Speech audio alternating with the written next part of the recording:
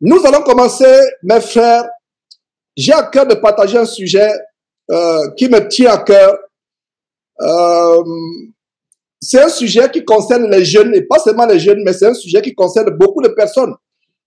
Le sujet de la délivrance de la fornication ou de l'impudicité ou de la débauche sexuelle. Et pour ceux qui suivent sur Facebook, voilà le titre qui a été donné à cet enseignement ce matin. Fuyons, pour ne pas dire fuyez la débauche sexuelle plus que la mort. Je dis fuyez parce que, par la grâce de Dieu, c'est un péché abominable duquel j'ai été délivré. Et c'est pour cela que je peux dire fuyez et ne plus m'inclure dedans. Mais il y a quelques années, j'aurais dit fuyons, frère, fuyons. Mais aujourd'hui, je dis fuyez. Parce que, par la grâce de Dieu, c'est un péché duquel j'ai été délivré. Et beaucoup de jeunes en souffrent. Donc, c'est le sujet d'aujourd'hui. Nous irons dans les Écritures. Ce sera un encouragement pour les jeunes. Et j'ai été affligé en recevant les rapports d'une église locale au Togo où il y a encore l'impudicité parmi les frères. J'évoquerai ça très rapidement, mais vraiment, j'encourage les frères du Togo. Ôtez l'impudicité parmi vous, la débauche sexuelle. Qu'on n'entende même pas de telles choses parmi vous.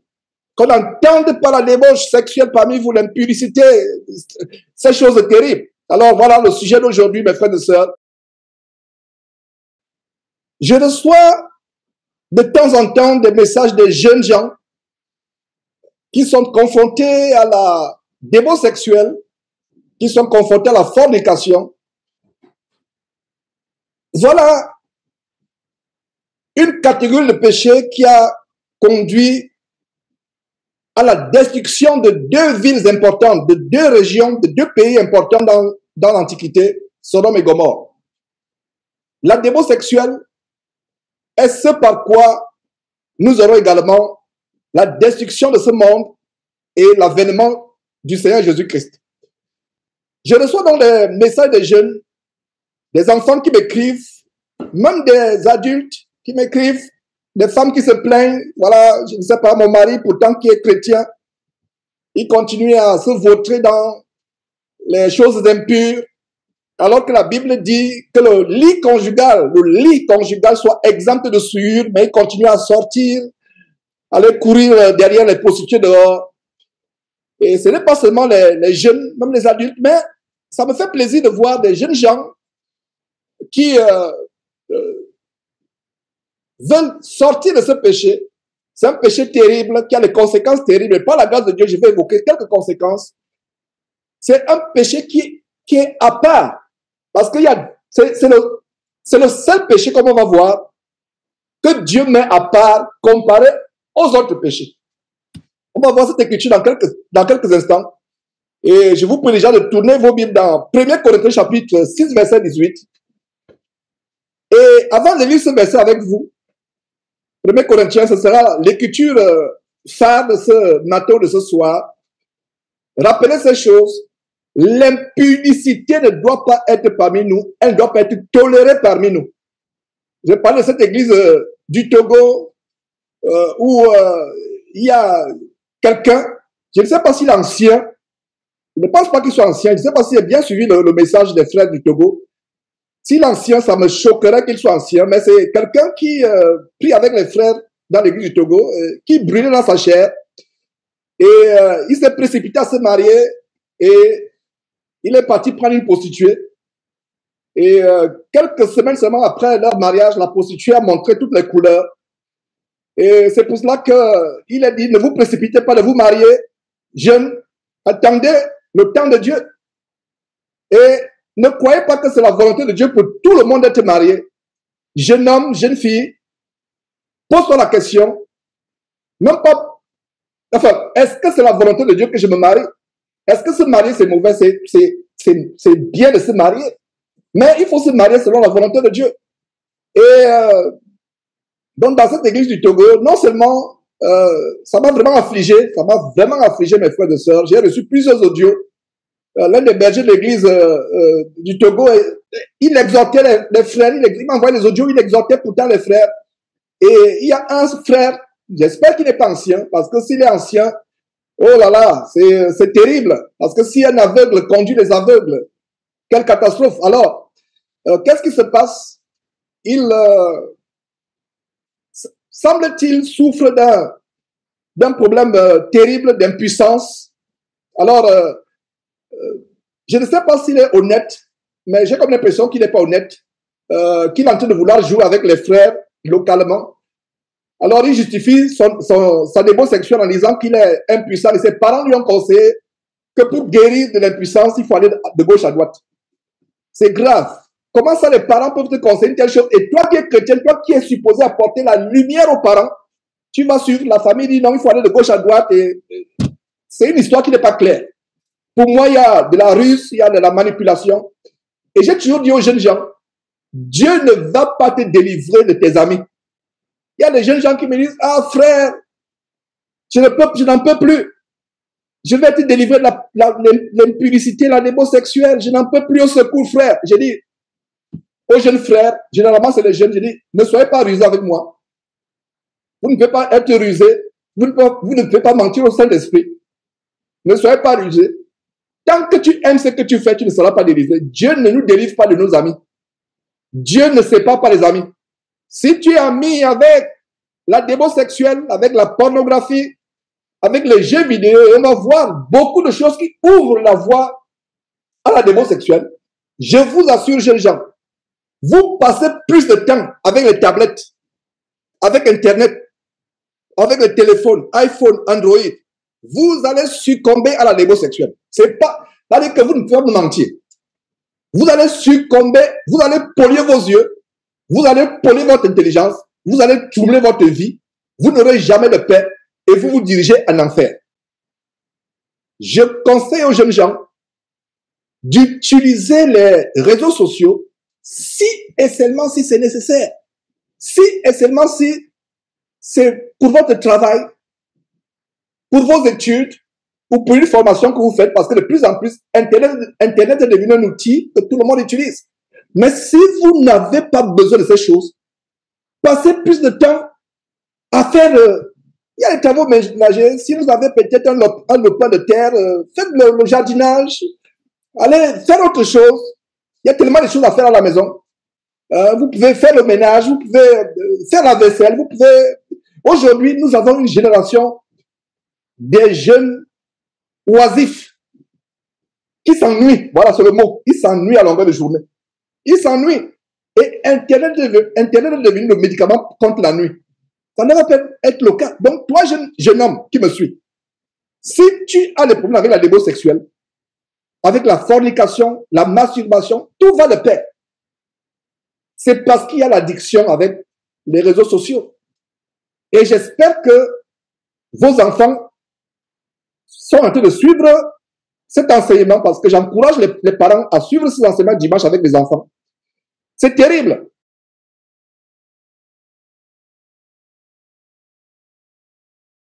J'ai encore beaucoup de choses à dire, mais je m'arrête là. Je vois que le frère, il y a un frère, Nukeyon Kogo, qui lève la main depuis.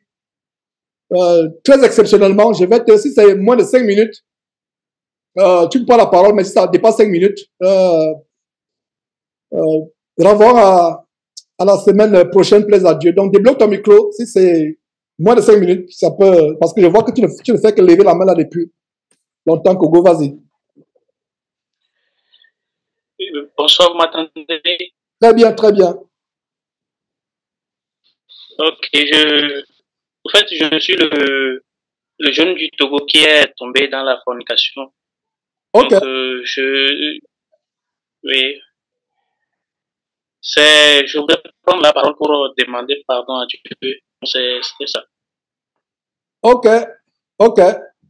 Et est-ce que, dans quel contexte tu es tombé? Parce que j'étais beaucoup affligé, Kogo, par rapport à, j'ai eu le cœur affligé, dans l'affliction. Et quand j'ai eu le cas de l'affliction, quand j'ai commencé à parler, je ne savais pas que tu étais là. Et est-ce que tu es un ancien de l'église ou bien tu es un nouveau croyant? Qu'est-ce qui se passe là-bas au Togo? Bon, je me suis converti il y a 3 ans. À 3 ans, ok, mais tu n'es pas un ancien. Oui. Tu es un ancien, mais tu n'es pas un ancien. Non, je ne suis pas un ancien. Ok, ok, ok. Et qu'est-ce qui s'est passé? Qu'est-ce qui s'est passé? Bon, en fait, comme vous l'avez dit, j'ai un problème, comme vous l'avez dit. Ok. Et, et après ma conversion, je, après ma conversion, j'ai commencé par me garder plus. Et bon, il y a un frère du village qui me disait de temps en temps que si je reste comme ça, c'est pas bon parce que si je me marie après, si le problème persiste, j'aurai des soucis. Et aussi, il y a une ex du village. Bon, on devait se marier suite au problème. Bon, on s'est séparés. Et elle me disait de temps en temps de ne pas chercher à éviter le sexe avant le mariage, puisque si je fais ça après le mariage, la femme va dire j'aurai des problèmes et autres. Donc, quand elle disait ça, bon, comme on était séparés, euh, je, ça ne posait pas de problème. Okay. Mais quand elle est venue dans la ville dans laquelle je suis, donc c'est suite à ça. Bon, on s'écrivait, je suis tombé catégoriquement. Ok. Et donc oui. je suis dans la joie, il y a les grésillements. Je suis dans la joie de savoir que, c'est difficile devant une situation comme ça d'avoir le courage publiquement, à caméra ouverte, de confesser, de demander pardon à Dieu publiquement. Et nous sommes dans la joie parce que nous voulons la repentance. Quand un jeune se repente, je pense que tu étais un ancien, parce que j'ai reçu beaucoup d'emails, de messages vocaux d'un de vos bergers là-bas. Et je rends grâce à Dieu de ce que tu prends la décision de changer de vie. Et exactement comme le Seigneur Jésus a dit à cette femme qui a été saisie en flagrant délit d'adultère, va et continue ta marche en Christ et ne pêche plus et ne retombe plus dans ce péché. Et si Dieu t'a pardonné, nous aussi, en tant qu'Église, nous ne pouvons que te pardonner. Moi, particulièrement, je ne peux que te pardonner si Dieu t'a pardonné. Tu es le bienvenu parmi nous à cet enseignement. Va et ne pêche plus. Et si on peut avoir une conversation, toi et moi, d'ici la semaine prochaine, quand tu es prêt, pas aujourd'hui, mais à partir de demain, jusqu'à samedi prochain, si on peut parler, ce serait une bonne chose. Te donner les conseils encore, prier. Si Dieu nous inspire de prier pour cela. Mais que le mariage ne soit pas... Ouais. Ça me fait plaisir parce que depuis, je peux dire 2 ans, je vous ai essayé de contacter, je vous ai contacté pour qu'on échange sur ça, mais ça n'a jamais marché.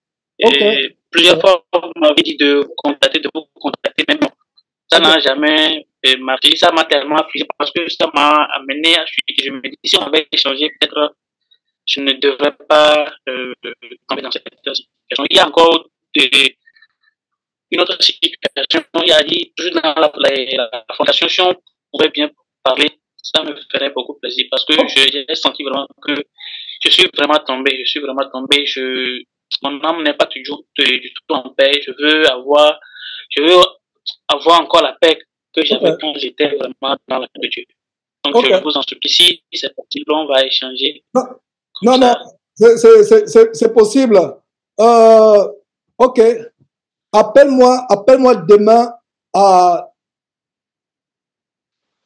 il est quelle heure là-bas au Togo actuellement? Attends. 18h40.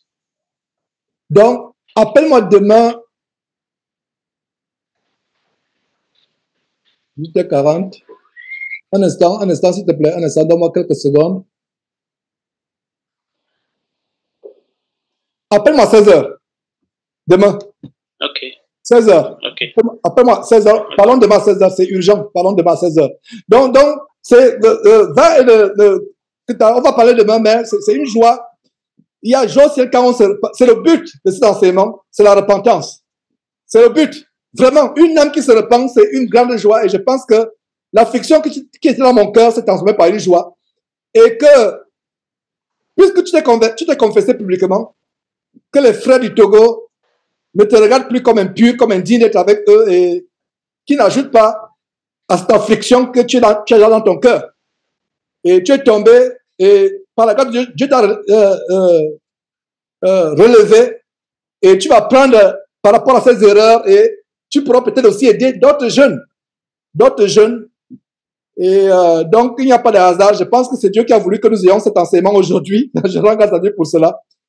Et tu es le bienvenu. Tu ne te sens pas vraiment moindre. Toi, tu as eu le courage de parler, mais il y a beaucoup de jeunes parmi nous aujourd'hui qui n'ont pas ton courage de parler. Et nous continuons à prier qu'ils aient le courage de parler et de confesser publiquement ce qu'ils ont fait. Toi, tu as confessé et Dieu t'a pardonné. Et quand tu t'as pardonné, la page est tournée. Nous ne pouvons plus te regarder comme impur, sauf si tu retombes. Mais si tu retombes, je peux déjà te dire qu'il n'y aura plus de pardon. Et ce n'est pas moi qui dis, c'est sur la base d'Hébreux chapitre 10, verset 24 et suivant. Parce que là, tu t'es confessé publiquement, donc ça veut dire que mieux vaut mourir que de tomber encore dans ce péché. Mieux vaut mourir que de tomber dans ce péché. Et devant le peuple de Dieu rassemblé, tu t'es confessé, donc, même si la tentation est grave, et tu dis par exemple que bon, si on avait parlé il y a 2 ans, tu ne serais pas tombé dans ce péché, mais je vais te dire une chose, et justement, je parlais de Joseph. Quand je parlais de Joseph, je ne savais pas que je parlais pour des cas comme toi. Joseph n'avait pas besoin d'être avec quelqu'un avec qui il va parler. Il n'avait pas d'église, il n'avait pas un frère aîné dans la foi. Il était seul, il n'avait pas de parents. Donc, pour tous les frères et sœurs, ne dites pas que l'excuse c'est que c'est parce que je suis seul. Et la haine du péché, et Dieu soit loué. Nous cueillons Kogo, Dieu t'a pardonné, et si Dieu t'a pardonné, qui sommes-nous pour ne pas te pardonner? Tu es le bienvenu parmi nous, continue ta marche, et qu'aucun frère, qu'aucune sœur te regarde comme impur, ne te regarde comme indigne. Parce que quand Dieu te pardonne, la page est tournée, Dieu t'a pardonné, c'est fini. Maintenant, ne recommence plus, hein, ne reviens plus à ce que tu as vomi. Ne retourne pas, excuse-moi, ne retourne pas à ce que tu as vomi. Elle a haine du péché. Et voilà, nous rendons grâce à Dieu pour cela. Donc, demain, 16h, heure du Togo, appelle-moi, j'attendais ton appel. En tout cas, c'est déjà noté. J'attendais ton appel. Ok, merci. Pas de quoi. Rends grâce à Dieu pour cela.